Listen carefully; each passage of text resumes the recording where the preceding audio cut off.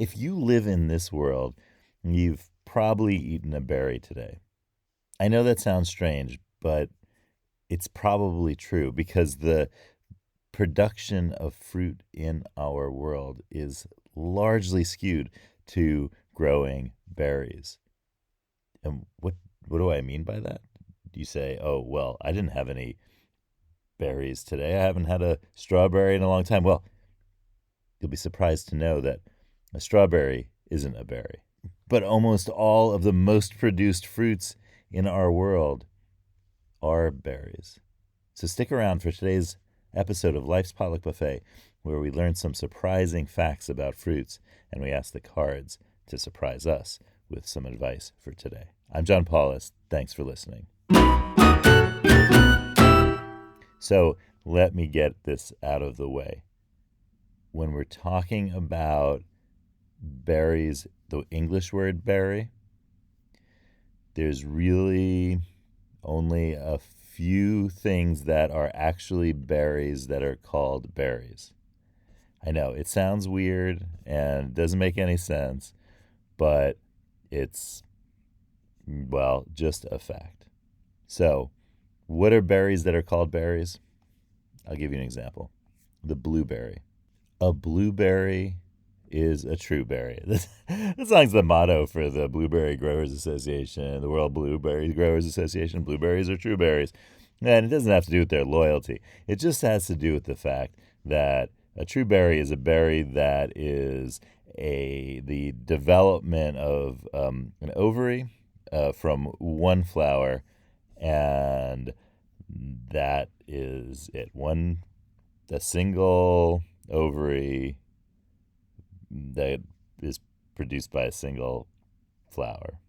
And that is what a berry, a true berry, is. Now, a blueberry is one of those. As I said at the beginning of the episode, a strawberry is it's an accessory fruit, and we won't get too much into that today. But the point is that it doesn't fall under the definition of a berry, of a true berry. In fact, there aren't a lot of berries, or a lot of berries that we talk about. For example, well, I mean, I would say in the United States and other places, cranberries. Cranberries are botanically berries, so that's another one. They're we in the United States we tend to associate them with the holiday of Thanksgiving, but around the world, cranberries just aren't particularly popular or grown in a lot of places in the world.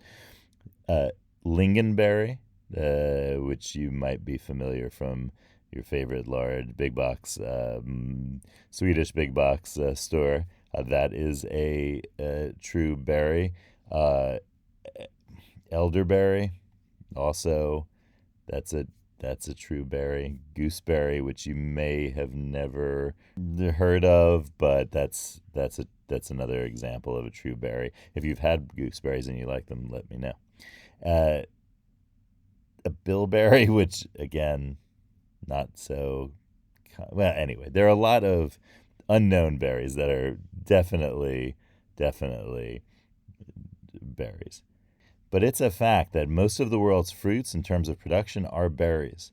It's just that we don't call them berries, and you don't necessarily realize that they're berries. At least I don't necessarily realize that they're berries. But I got to tell you today, they are berries. So, for example, when you think of a fruit that is red and commonly red, and it is produced probably more than any other fruit. We sometimes don't think of it as a fruit in English. I think you see where I'm going with this one. It's the tomato.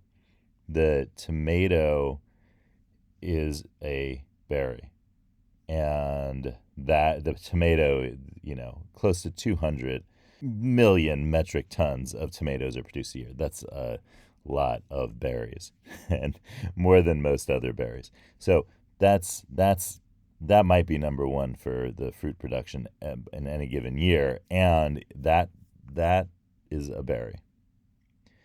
But it's true for the other most produced fruits. So, for example, bananas. Bananas are, after probably tomatoes, the most produced fruits in the world, and bananas are berries. They are a single ovary from a single flower, and that is a banana. It just so happens that they have a tough outer layer, and that is also true for probably the third most produced fruit in the world, which are types of watermelons.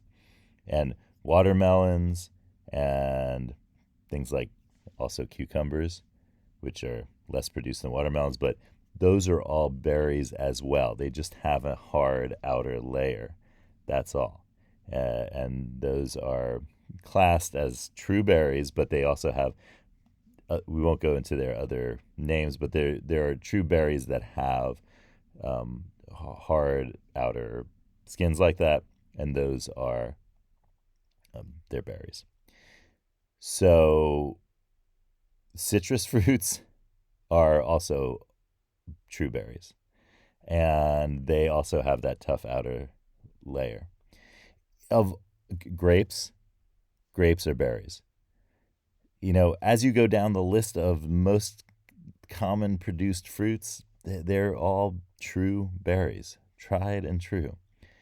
And the one that stands out, and this is one in the United States that is probably produced more than any of the, or well, it's actually consumed more than any of the others in the United States in various forms, as juice, as fresh fruit, etc., as a sauce.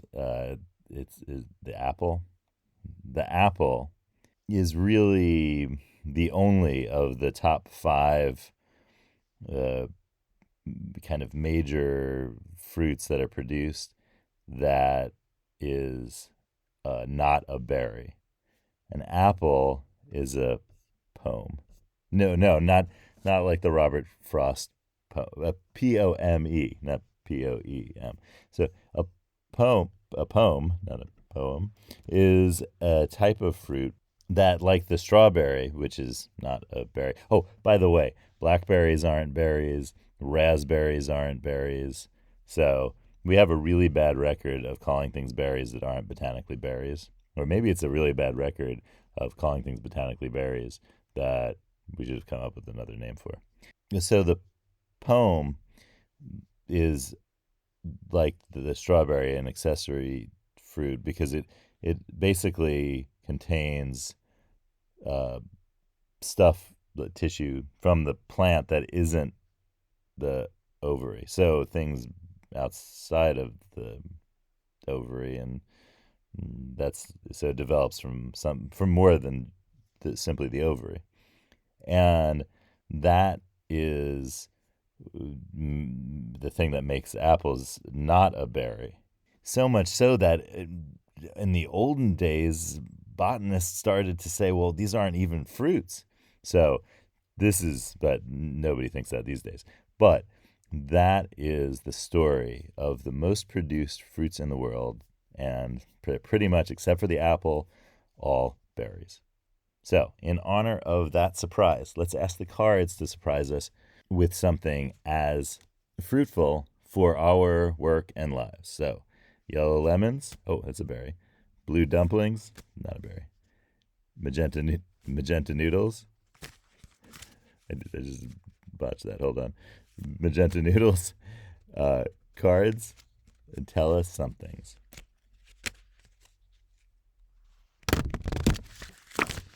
Oh, oops, one just fell out. Hold on. Here's our card of the day. It's card 30. Use righteous anger to find your mission. It is hard to get righteously angry about something you do not care deeply about. That kind of anger is often a marker of something you need to do. So think about a situation where you were righteously indignant about something. What was going on? Consider the context, the location, the words and actions of others, and the words and actions of yourself. Now, consider what in this righteous anger is actually a mission you are on and what you need to do about it. So think about that, and I'll see you tomorrow on Life's Potluck Buffet.